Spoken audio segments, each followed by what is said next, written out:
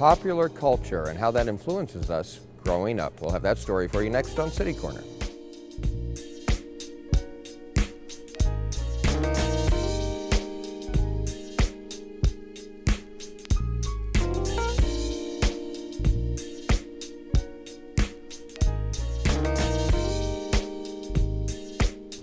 I'm Steve Potter, and welcome to City Corner. Today we are at America Center in downtown St. Louis, and welcome to the program.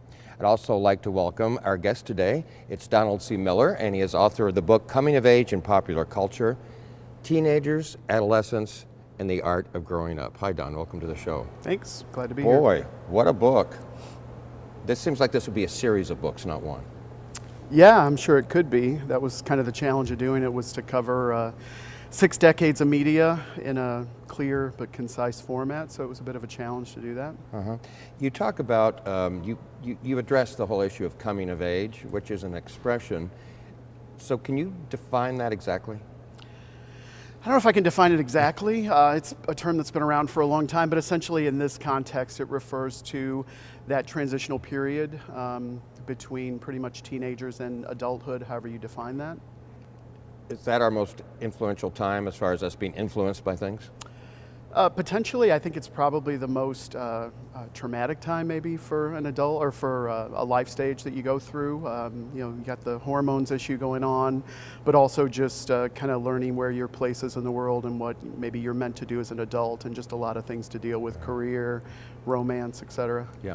So when you're talking about popular culture in your book, I know you address things like movies, television, books, music. What else? Yeah, it's pretty much at everything except plays, theater. Why not that? There's not a whole lot there, actually. Maybe some recent things that could be looked at. Dear Evan Hansen would be an example, but for the most part, it's more concentrated in music, movies, films, books. And how were you able to narrow things down? Because you look at, is it 5 decades, 6 decades altogether?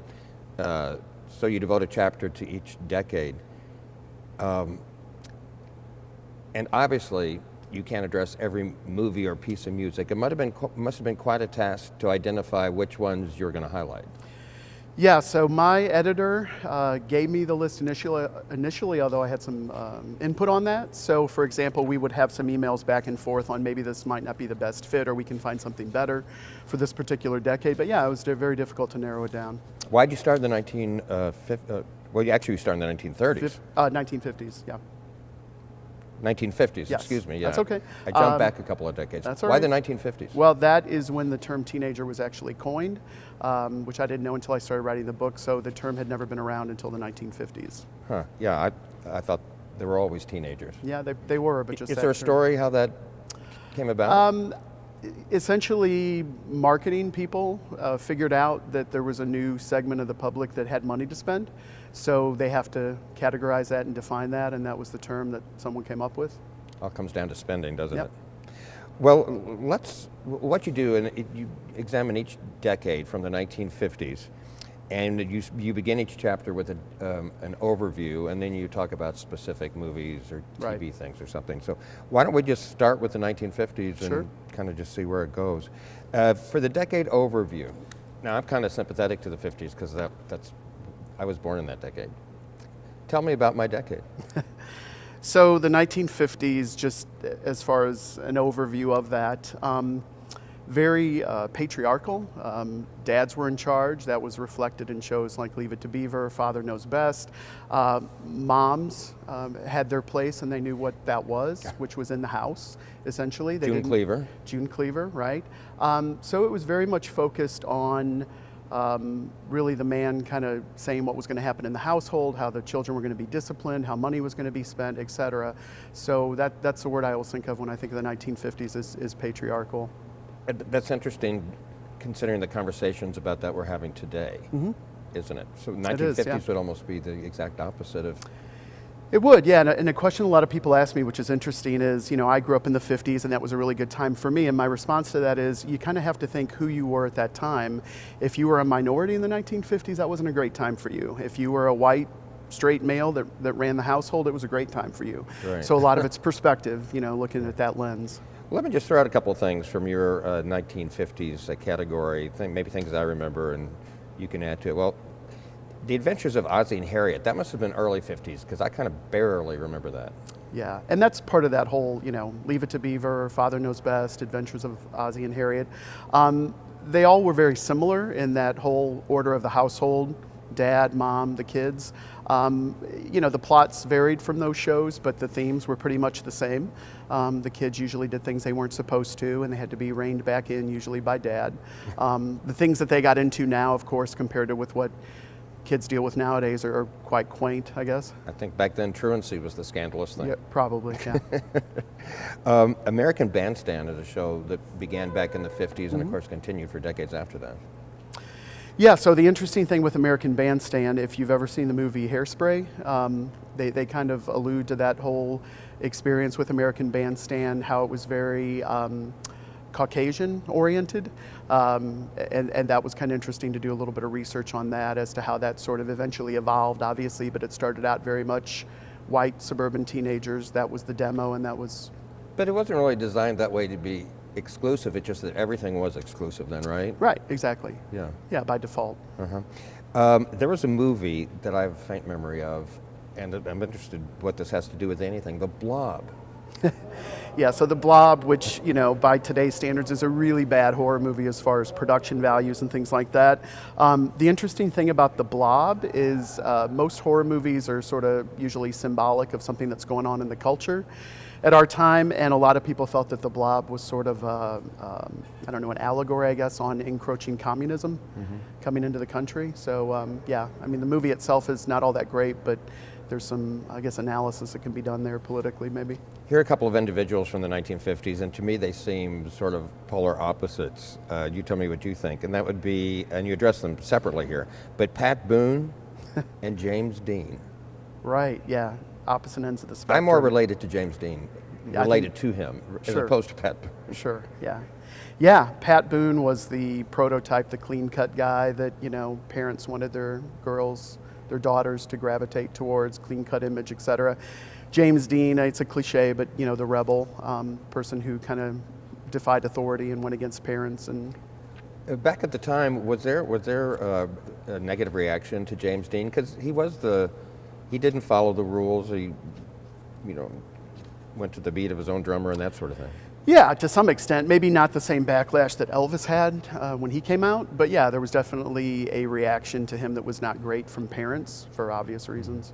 Here's one thing from the 50s that I wanted to ask you about because I've never heard of it, so I must have missed it somehow. Naked Lunch, what was that? So Naked Lunch is a really bizarre book written by a guy named William Burroughs, who actually has St. Louis ties. I believe, I don't recall the exact details, but I believe it was banned or it was proposed to be banned in schools and things like that. It was just a very odd book. He did a lot of drugs, so I think that influenced his writing, and there was a lot of sexuality in there, which at that time was also pretty provocative. Well, you mentioned drugs, which of course have been around forever, but we get into the 1960s in your next chapter, and that's, I think, a time we all associate with drug experimentation. At least we talked about it more then, didn't we? Yeah. So yeah, tell me about the what's the overview of the 60s? So the 60s, obviously a lot of chaos, a lot of tumultuous things going on with the war. Again, going back to issues with minorities wanting to be heard and wanting their rights to be equal to those of mainstream society. So yeah, that was influenced in a lot of the music of the 60s, the films, etc. A lot of counterculture movement from young people especially, as far as protests and things like that. I remember being a kid and being so shocked by guys with long hair. I mean, can you imagine being shocked? The first time I ever saw it. Right. I think a lot of people, a lot of parents at that time, yeah, that was another form of protest, obviously. Right, yeah.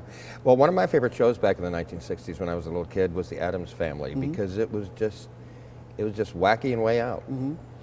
Yeah, so the Addams Family was one of those entries that originally almost didn't make it into the book because it's not necessarily teen-centric. It's obviously about a family and there are some kids in there.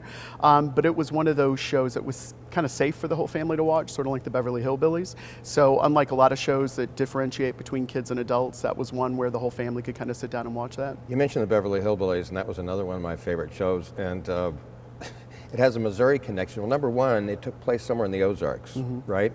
But do you remember there was one episode when they went to Springfield, Missouri? I don't remember that. Oh, they went to Springfield, Missouri and looking around at all the big buildings and And I think Jed said something like, "Woo, it's like New York City." Sounds about right. What kind of influence did the Beverly Hillbillies have on us in that decade? Yep. So again, that one not so much in terms of teenagers, but again, just that whole bonding experience of kids being able to sit down with their parents and watch a show that was clean, and they didn't have to worry about language or anything too daring that would come up in terms of content. And one thing about the 1960s that I remember too very distinctly was it was the first time in my life where I started to see like black people on TV. There were shows starring black people for the first time ever in the 1960s, right? Yeah, so again, kind of going back to what we talked about earlier, the 60s really was the decade of whether it was women, whether it was LGBT, whatever it might have been, African American, really starting to see that rise in minorities wanting to be represented more in media. And there were movies like To Sir with Love, which was a really huge kind of hit. addressed issues, black and white issues, relationship issues in a way I don't think had really been done before. At the time, it was considered pretty groundbreaking. Right, because it had to do with love. Right, exactly. Feelings. Yep, People absolutely. being human beings and that sort of thing. What about the Twilight Zone? So the Twilight Zone is really popular with, I think, people of all ages, but teenagers, especially teenage boys, sort of gravitate a lot towards science fiction and things like that. So that was a huge influence for a lot of young boys at that time. And finally, to kind of wrap up our look at the 1960s, there was a show I used to watch, and for the time it was pretty groundbreaking as far as women are concerned. That was the Patty Duke Show. Right. Because there really weren't a lot of shows then where the woman was kind of like the lead character. Yeah, no, that was huge. And again, the plots were fairly silly. There wasn't anything too groundbreaking there, but just the very fact that a young woman was given her own show at that time was considered almost earth-shattering, really. Well, then, the name of the book is Coming of Age in Popular Culture, Teenagers, Adolescents, and the Art of Growing Up. Our guest is the author, Donald C. Miller, and we'll take a break and talk more about this when we come back.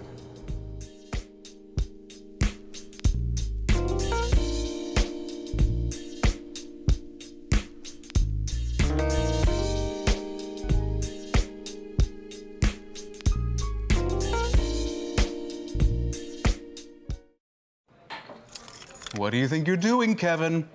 Was just gonna drive home.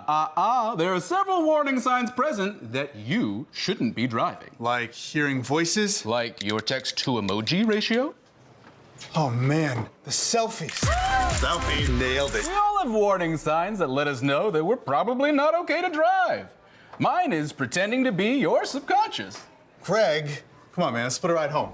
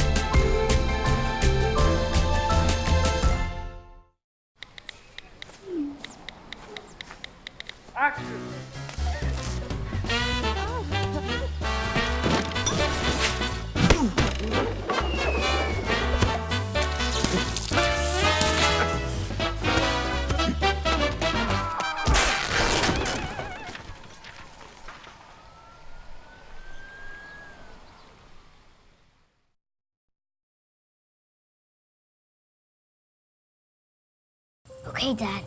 1, 2, 3.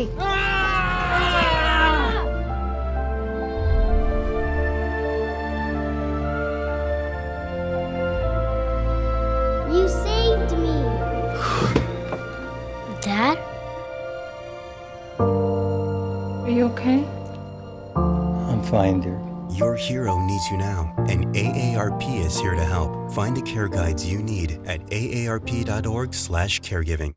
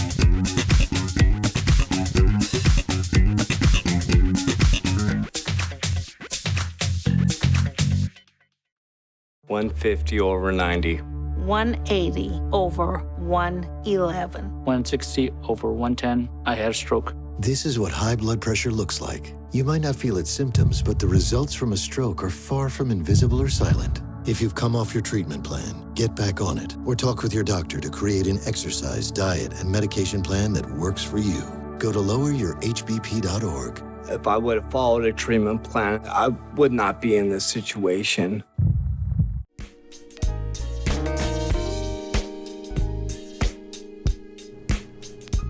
Welcome back to City Corner. I'm Steve Potter, and today we're talking with Donald C. Miller, who's written a new book, Coming of Age in Popular Culture, Teenagers, Adolescents, and the Art of Growing Up. And Don, just for a little background, how about your resume? Sure. Maybe not the whole thing. You're right, a concise measure of that. So in my first career, I was a corporate trainer. I used to work at Merritt's here in St. Louis. Oh, really? Was a classroom trainer and wrote a lot of training materials for different companies. Since then, I went back to school to get my master's in media literacy, which kind of is an outgrowth, or the book is an outgrowth of that. And now I'm mainly focused on academics and writing. So I teach a course at Webster on writing, Webster University. And I've also done some teaching as an adjunct for SWIC over in Illinois.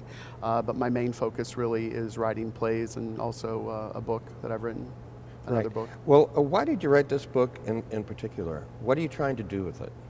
So I think the focus of this book is, I mentioned media literacy. It's really to look at all these media vehicles through a media literacy lens, which means not just taking everything at face value or superficial level, kind of looking for what the messages are, beneath the context, kind of looking for some depth to that. Do you explain things? Do you tell us why we are the way we are, or do you just present the facts, or do you analyze this? A little bit of both. I try not to tell people what to think, but I do maybe tell them what they should think about. So rather than saying this is what this means, I say you might want to consider these things. And just one real quick example, the Twilight series, which was very popular with a lot of young girls and even their parents or their moms anyway, didn't know anything about that. That's not really in my demographic or whatever. And when I did research on that, found out that the author of that is Mormon, and that apparently, even though she has sort of denied this, a lot of the content of that book and the series of books was influenced a lot by her religion. You examine the decades beginning in the 1950s, books, music, movies, that sort of thing. Are they that different per decade as far as how the culture is influencing people of that age group? Or is it just that it's different movies and different music, or is the influence different? That's a good question. A lot of the content is kind of the same from decade to decade in terms of plots of movies and books and things like that. But obviously you see a lot of what's going on in a particular decade influencing a lot of that content. So for example, in the 1970s, you had a lot of sort of don't do drugs messages that were seeping into books like Go Ask Alice and things like that. And also teenagers have really become a really strong buying power, going back to that original discussion about how the term teenager was coined. So for example, in the 80s, which was all about money and fashion and being very affluent, teenagers were buying designer brands for probably the first time and spending as much on clothes and things like that as their parents did. So yeah. Well, we've already looked at the 50s and 60s. Let's move ahead to the 70s. And when I think of 70s, well, I guess I got my decades right. Yeah, I'm thinking of Ronald Reagan. 80s. Okay, I'm a decade ahead. Maybe I'm in the wrong decade then. Let me back up and just make sure. Because 1970s, here we go, you're right, I was ahead of myself. Well, give me the overview of the 1970s. So the 70s essentially was kind of a continuation of the 60s. So you still had a lot of discontent among women, other minorities. So in a lot of ways that was still evolving through media and especially through young people, sort of going against the status quo. You also had huge outgrowth of, in music, you had arena rock, bands like Led Zeppelin, Journey, bands that were playing to huge stadiums and sort of a bigger influence of that really from earlier decades. There's a movie that's getting a lot of buzz right now that you addressed the person it was about, and that was Freddie Mercury. Right. From the 70s. Right. Yeah, so the interesting thing with Queen and Freddie Mercury is, and I think I put this in the book, that he kept his life, I don't want to use the term lifestyle, he kept his orientation secret for a very long time about who he was. Right. And that would not be possible in today's culture with social media, camera phones, etc. So it's interesting that was sort of kept on the DL for as long as it was. One of my favorite movies in the 70s was one you take a look at, and it's a retro movie for the 70s, Grease. Yeah, so Grease is sort of a little bit like American Graffiti in that it looked at an earlier time and sort of sanitized that or made it look as though, everybody was living that way or it was a much more innocent time. Grease was a little racier than American Graffiti, but essentially sort of the same looking back. And one show from the 70s, TV show from the 70s I was never into, but I must have been the only one, that was Charlie's Angels. Yeah, that was huge, and there's a lot of debate, and I have this in my book, about whether that really was a feminist show or not. You had some women that said, these women are independent, they're not relying on a man to support them financially, etc. Had a lot of other women that said it's nothing but eye candy. They're running around in swimsuits and half naked solving crimes. Right. So yeah, I mean, at an entertainment value, it was significant. As far as the social relevance of that, I think you get a lot of debate. Mixed messages then, which Yeah. kind of seems to fit in with the 70s because Right. it's sort of a transition period. Yeah, exactly. Right? It was. Yeah. Well, let's go to the 1980s, which I tried to a second ago. What about an overview of the 80s? So the 80s, like you mentioned earlier with Ronald Reagan, that was the decade of pretty blatant capitalism and very much blatant consumerism. That was reflected in a lot of fashion, music, et cetera. And I think one of the ways that it was analyzed pretty well was actually through John Hughes movies. How many did he have? He had a lot, but the ones that most people remember are Pretty in Pink, Breakfast Club, and 16 Candles. Get a lot of different answers on, which one's your favorite when you ask people that were growing up in the 80s. But what his films did really well was looked at that discontent among lower socioeconomic teens and how that kind of played into how they felt about themselves and kind of where they were at that time. And one thing I remember very well from the 1980s is how exciting it was when MTV. Oh yeah. And how original that! I couldn't believe there was a channel on TV where you could watch back-to-back music videos. Yeah, huge, and not just music. That MTV influenced fashion, it influenced popular culture, movies, how movies were made, et cetera, with editing. So yeah, it was significant. Mm-hmm. Say Anything. Mm-hmm. I don't know what that was. That is a romantic movie with John Cusack. That was, in some ways, a cookie-cutter teen romance, but got really good reviews and was a little bit more adult than some of the earlier teen romances. Now we're getting into the decades where I definitely was feeling like an adult. Tell me about the 1990s. So 1990s, a lot of that had to do with an increased presence of young women in music, TV, movies, etc. With music, you had artists like Alanis Morissette, and not only was it just that a woman was, rising star, which happens in every decade, but she had a very unique take on relationships, and a lot of her music was sort of anti-romance, if you will. Here's one. I'd like to ask you about ones I've never heard of, too. Sure. Because I did miss a few things.